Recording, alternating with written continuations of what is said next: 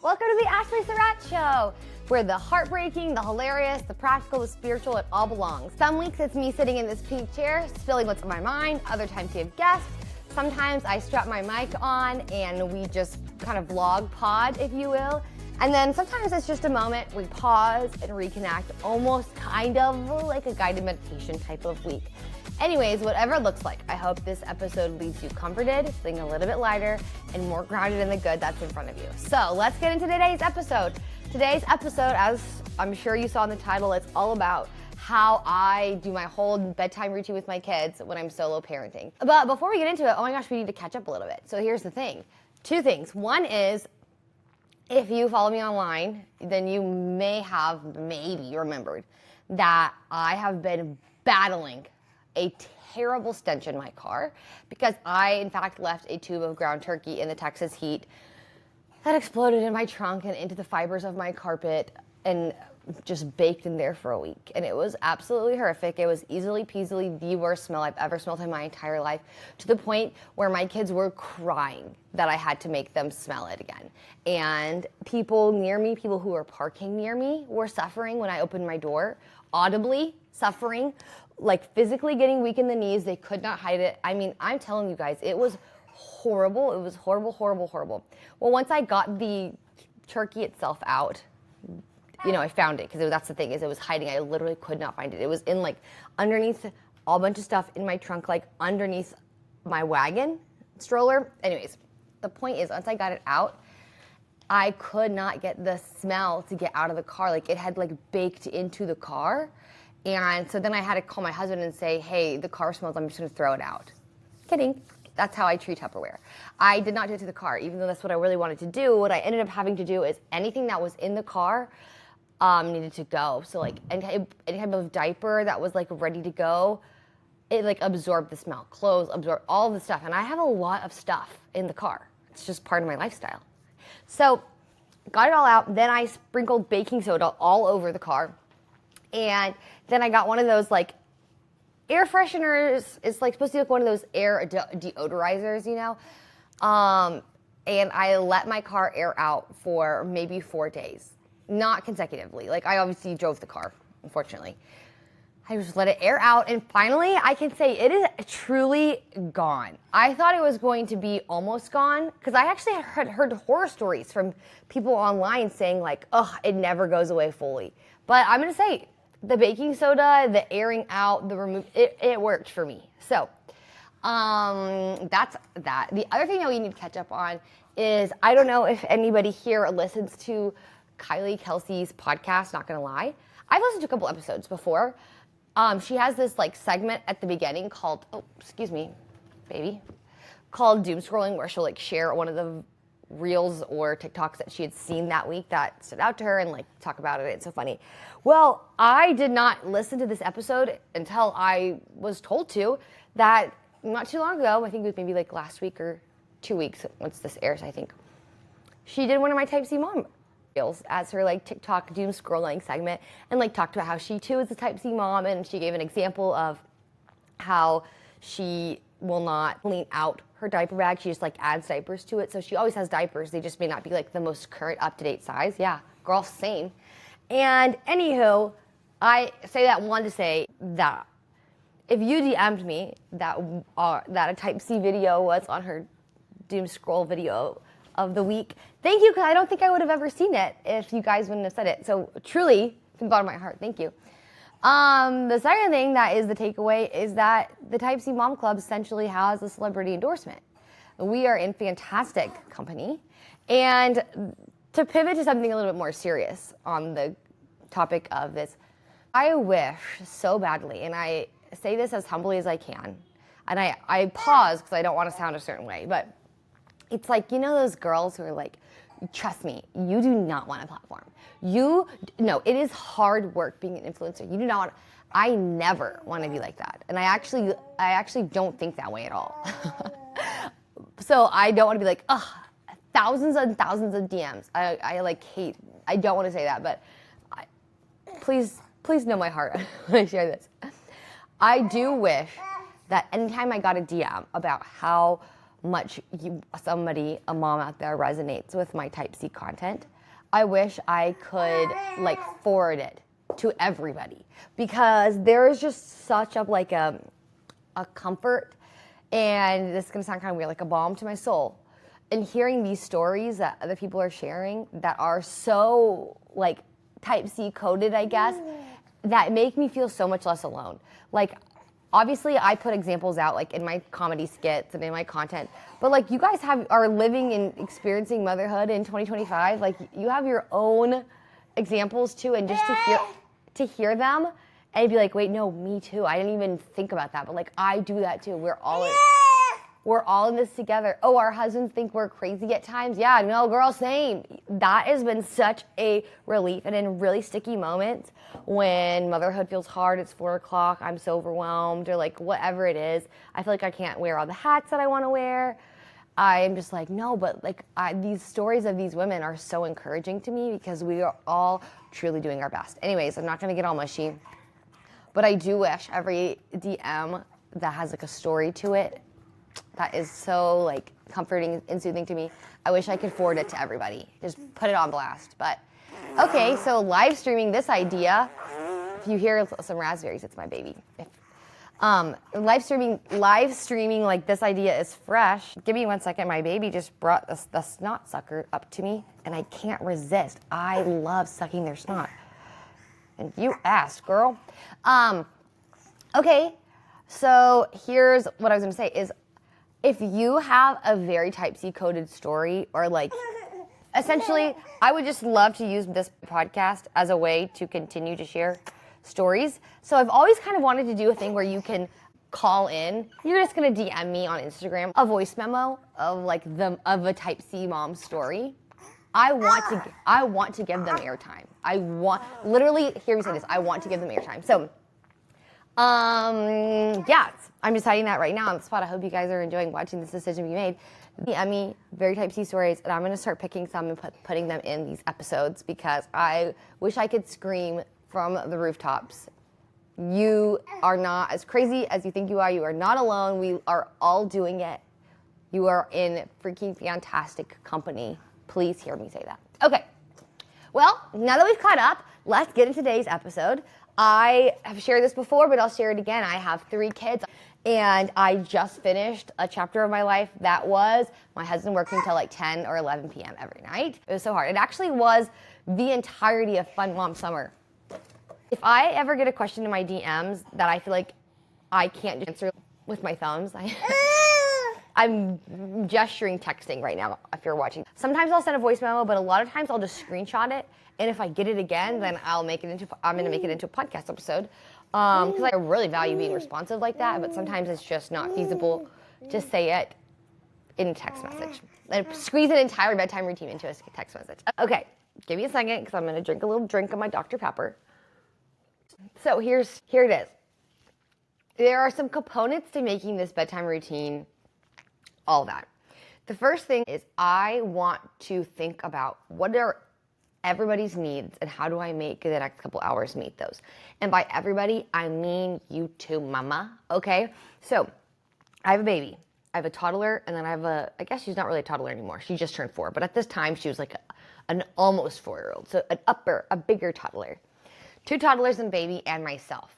Okay, so I would think about everybody's needs. We all need to eat. We all need to get clean. We all need to get our jammies on. We all need a deep breath, like to relax, so we're not like going. We all need to pick up our mess.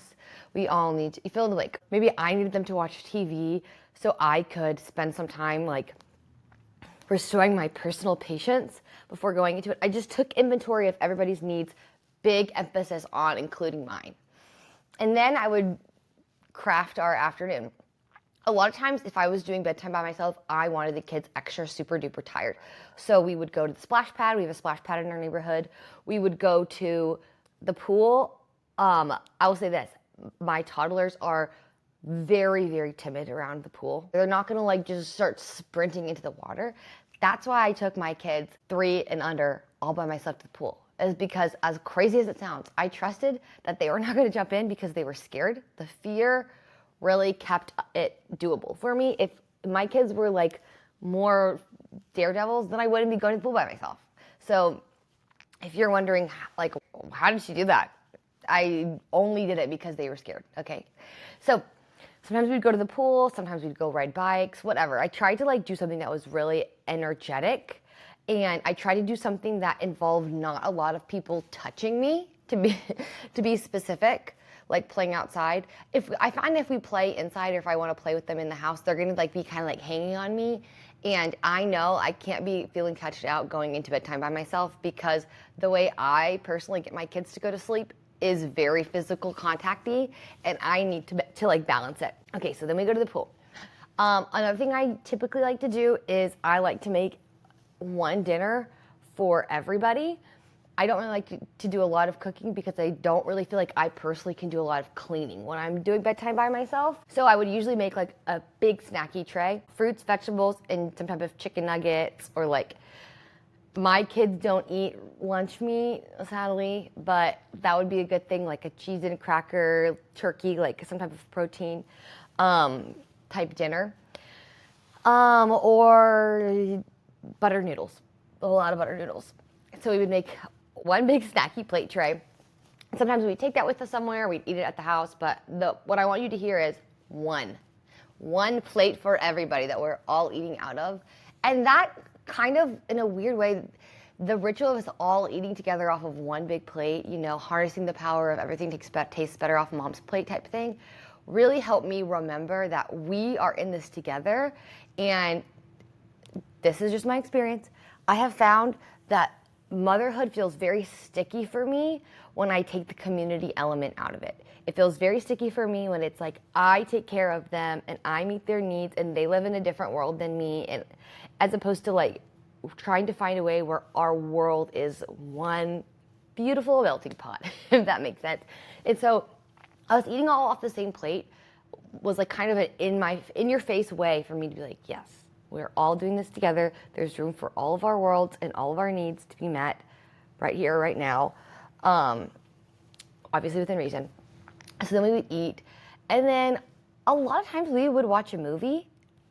So that's fun. I think I shared my first episode that I'm not really interested anymore in the screen guilt, because I look back on it so fondly. It was such a sweet memory. My kids bring it up all the time, how every night we would eat pizza and watch a show, or have a snacky pack and watch a show together, and it was so fun. And I feel like that was a really fun way for me to get to be able to have inside jokes with them, is I would notice what part of the show they would laugh at, and then we would like rewatch it, and then I would quote it again. And I'm thinking of a couple of specific examples from Piglet's Big Movie right now. I'm not gonna quote them to you, but that was just such another way for me to feel like I was mentioning, like the community, we're all in this together, friendship aspect of it that makes motherhood feel way less sticky for me, is to have inside jokes. So we would do that. Then the next thing is everybody's need is to be clean and to unwind. This is how I would meet this need. This is a copy and paste principle, and I phrase it as the multiple choice quiz. Let me explain it to you guys. Okay, so it's time for us to take showers and baths. This is tricky. My kids can't necessarily like truly wash their hair all by themselves, so like they really need me there. I have a baby who like can't just be put in a bathtub and like stepped away from. She either needs to be like in some type of like container in the bath, like she can't just like be floating in the bath raw.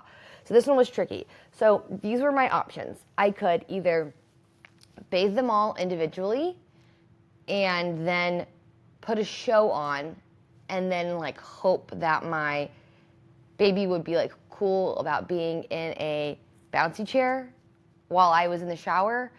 And then that one didn't really work for me. Or I could completely skip a shower until they were already in their beds asleep. That one I would resent snuggling them to sleep if I was sticky. So that one wouldn't work for me either. So here's how I do it.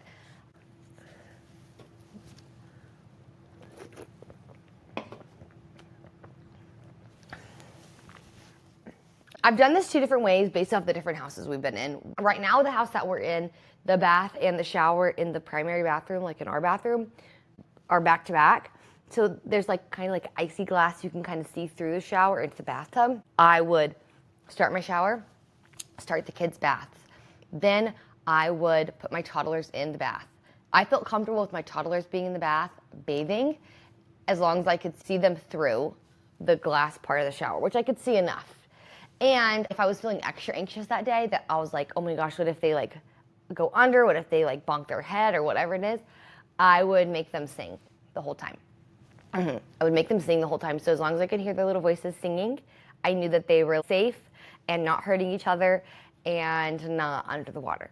And they never minded it once. Hear me say that. They literally never minded it when I would be like, can I make a song request? They loved it.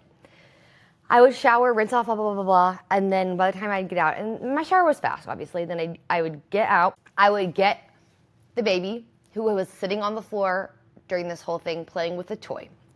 I would get her, undress her, put her in the bathtub, and wash her real quick. And then I'm pulling her out of the bathtub. She's obviously wet and dripping. I'm putting her on this like bath chair, which is doubling as a wet baby bouncy seat. It's a bath chair, but it's not going in the bath. I'm just like holding her in the bath, sloshing her around. Then I'm letting her dripping body sit on that while I pull the other two kids out, drying them off. And then it was time for everybody to get their jammies on. So here's what if this isn't obvious yet, I just like this detail is important. I am a naked mom.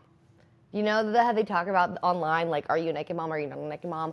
Do you mind being naked in front of your kids? Do you not? And actually studies show that naked moms promote good body image in their kids. So there actually is a benefit to being a naked mom if you're interested in that. When I'm getting in the shower and I'm getting out and now I'm bathing the kids, like maybe I have a towel, but I'm not leaving the room and putting on jammies, because if I was going to put on jammies, they're going to get splashed, because you know that bath time is also like SeaWorld. Like the splash zone is something you have to be mindful of if you're going to enter into it, and you can't not enter into it, right?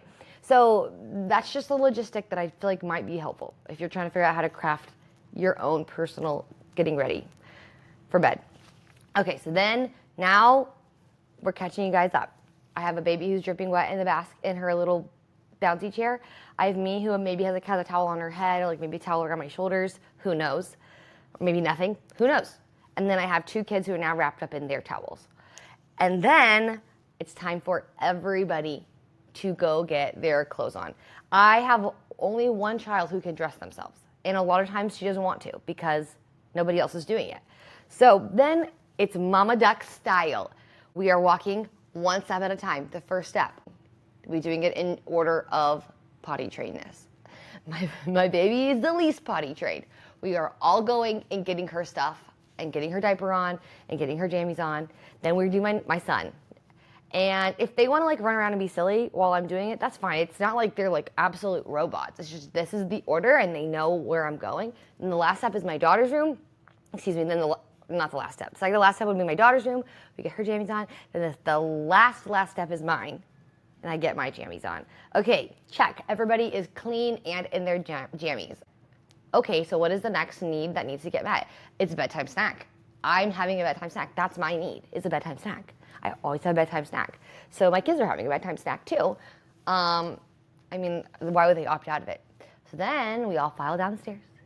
And lately, in the summer, I was wearing out s'mores. I was making s'mores every night. They were like the best single serve warm treat that took 0 time. So here's my s'mores recipe. Ready? Here's my s'mores recipe. You have a cookie sheet, foil. You're putting all your graham crackers down, obviously in sets of 2 because these are sandwiches, right? On one side is going to be the chocolate side. I never really bought chocolate bars. I don't really just have those on hand. But personally, I do like to be the kind of person that has chocolate chips in her pantry at all times. So I would put a handful of chocolate chips, sprinkle them on the graham crackers on one side, marshmallows on the other. You can do the big ones or the small ones. It's literally whatever you have. That goes in the oven on broil for, every oven has its own quirks, right? So like maybe 40 seconds, maybe 2 minutes, depending on how hot it gets or like how preheated it was. But never more than 2 minutes. That's the most beautiful thing about this recipe. It's the warmth of a cookie, never more than 2 minutes. It's like you make it right then and there. It's so delicious, and I eat them every night. Okay, so then we have our little snack. And then we Mama Baby Duck all the way back up the stairs because it's time to brush teeth, we are brushing teeth all at the same time in the same bathroom. Same time, same bathroom. And if you need to spit and the sink's not open, your options are the toilet and the bathtub. And honestly, those are typically preferred by my toddlers. They think that's so cute. Love it. So then we're all brushing our teeth. So now this is what was so big for me. Now it's time for us to go into their room and start winding down. If I were to try to wind down and be present mom and I felt sticky from the day, I felt like I was just waiting because a delicious s'more was on the other side of bedtime, I would be literally so anxious to get to the other side. And if bedtime went bad and I was all by myself and there was like nobody was coming to rescue me, I just like my attitude would have just been like, it would have just tanked. It would have just felt like such a victim. Oh my gosh, this is so hard for me. I never get what I want. And like nobody's gonna come help me get what I want. You know, that spiral. And so being sure that when I go to the hardest part, which in my house is the actual getting the kids to shut their eyes and go to sleep, I need to feel like I got some of my needs met and that we were all in this together. So then this part is very important to my personal bedtime routine. We all need a second. I need a second because I just mama ducked these kids around the house to do all these steps. I need a second. The kids don't want to be told, now do this, now do this. We all need about 10 minutes of pure dilly-dally time. So we have one of those child-proof doors in my kids' bedrooms that you can't, you have to squeeze it to open it so the kids can't open it. My toddlers share, they have like a 4-bunk bed that they sleep all together in. So I put us in the kids' room, me, baby, toddlers, lamplight on, mood lighting, of course, mood lighting. Maybe a little radio. We recently got a Yodo box, so maybe like my daughter loves to like play the Yodo like peaceful piano card she has from the starter pack. And I'm setting the mood, and now we have 5 to 10 minutes to truly dilly-dally. The kids need to gather their stuffed animals or whatever. I don't actually know what they do. They need to get books off the bookshelf. They need to tell one more joke. They need to feel like they're prolonging bedtime when they're not actually prolonging bedtime. I need to, in their room is like 2 bunk beds in a recliner. I sit in this like chair that we were so graciously gifted from our friend. It's so comfortable, it's so warm. I just sit in this chair and I just have to sit there, take a deep breath and watch them do their busy little, they remind me of little ants. They have to do that. And I have to just take a deep breath and gather myself. My baby is either being held, depending on how old she is, or she is also just sitting on the floor, just like watching the chaos. And then after about, 5 to 10 minutes, everybody piles into the bottom bunk. Everybody piles into the bottom bunk. I'll read the kids a book. I'll either nurse my baby the whole time, or she can read, like if she wants to follow along, she can. The thing is, I started this routine when my baby was 4 months and finished when she was 8 months. So it's like, she's so wildly different when she was 4 months versus 8 months. So it's like, she's kind of an independent variable, a dependent variable. You get what I'm saying. And then we all go to sleep, except for me, I just pretend, on the bottom bunk, all at the same time. My daughter lays down, like I am in the center of the bed, of the bottom bunk, and then I have my baby on my lap, nursing her, and then I have a pillow on each side of my legs. It's a floor bed, if that makes sense. So it's like my feet, I'm sitting the short ways, right? I hope this is making sense. And then my toddler, their heads are like both in the middle of the bed. They're by my legs, and they sleep. If you're watching this in video, my arms are communicating a very clear visual, but I know most people listen to it, just pure listening. So I hope your imagination is filling in these gaps. And then I stay in that room until I hear 2 people snoring. And then I'll get up and move my baby to the pack and play that's in our room, where she sleeps every night until she would like to get into our bed. And that is how I do it. I think it's really important to note a couple things. One is, sometimes I will put my baby down and go back downstairs and pick up from the day. Sometimes I do that. Most of the time, I didn't. Most of the time, I tried to be really mindful about how many dishes we got out. And I tried to at least put everything in the sink and put the trash away. But I didn't clean. That I did in the morning. I don't mind doing that in the morning. it's obviously a treat to wake up to a clean kitchen, but there's just not a world that I'm going to peel my eyes open after being in a dark room for 30 minutes and not zombie walk to my bed and go to sleep. I'm not going to go downstairs into the kitchen light. I will do that in the morning when God has given me energy. I will do it in the morning. It's not a big deal. The other thing is a game I play with myself. This is the multiple choice quiz game. When it comes to like creating routines that meet my own needs and the kids' needs all at the same time, is I think of it as before I make a plan, I'm looking at it as a question on a test. Before I had kids, the question on the test would read a little something like this. Do you want to take a shower right now by yourself? A, yes. B, no. And I would read the question and I would be like, yes, I do want to take a shower right now by myself. A. And I'd circle A and then I'd get in the shower. That's how it would work. All of it was spelled out for me. The shower's taking place right now by myself. Okay. Now, if I were to get the question, do you want to, here are your choices, Ashleigh. Take a fast shower, but be clean by the time it's time to lay in bed with the kids. And it wouldn't be the most luxurious alone time, but you would be clean with the kids. Or option B is, do you want to deal with feeling kind of sticky and clunky and tired during bedtime, but then get to have your like time to decompress in the shower afterwards, A or B? I think of it as a question like that, because obviously, you know, you can't have both. And then I think to myself, for me, the answer is option A.